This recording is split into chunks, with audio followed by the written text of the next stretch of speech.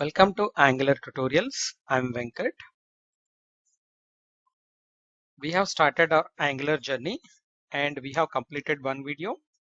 And before discussing about the Angular tutorials, we need to discuss about the evolution of the web.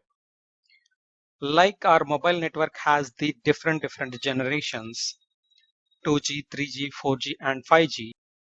Our web also has different generations, World Wide Web generations. Okay. Let us look at those web generations and what is the current web generation. Here we can see World Wide Web has three different generations: Web 1.0, Web 2.0, Web 3.0. These are the three different generations web has. And what is the latest? Obviously, Web 3.0 is the latest generation of the web. We can call it as a Web 3.0. I'll take you to the few websites. You can search on the Google or Microsoft Bing. So what is the current generation of the web? So you can see Web 3.0 is the current generation. And also you can search for different web revolutions or evolutions. You can see 1.0, 2.0 and 3.0. Let me open this website. So this is that website. This website is clearly explained what is Web 1.0, 2.0 and 3.0. Here you can see Internet started at 1970 and the web started from 1990s, and generation 1 Web 1.0 started from 1995 and Web 2.0 started from 2005 and Web 3.0 is the current one.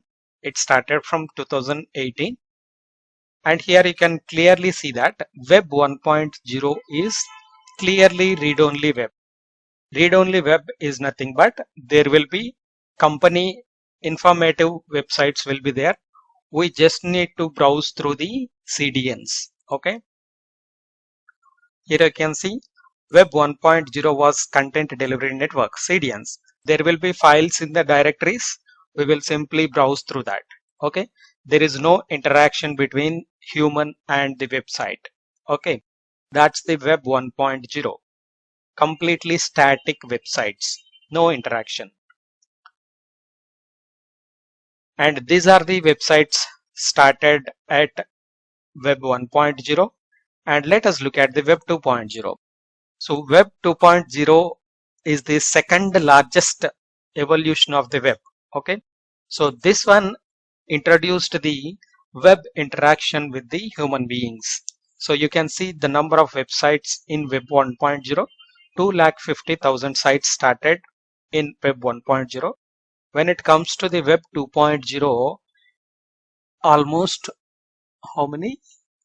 8 crore sites, 8 crore websites. And using this Web 2.0, we can do read and write of the content. So with that read and write of the content, we can provide the interaction between the user and the website. Okay. So this Web 2.0 is the place. It introduced so many new technologies into the market. So web applications, and Angular also started in the stage of Web 2.0. And here you can see most of the social media websites started in Web 2.0. You can see YouTube, the birthplace of YouTube, Facebook and Twitter. So all these, Google Drive, Google Chrome, all these started in Web 2.0. Okay. So then what about the Web 3.0?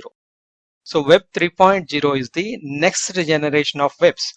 Web 2.0 started with web applications, and Web 3.0 making those web applications smart with the help of artificial intelligence. So Web 3.0 is completely smart websites or websites with artificial intelligence. Here you can see Web 2.0 introduced these apps, Web 3.0 introduced these apps. Okay.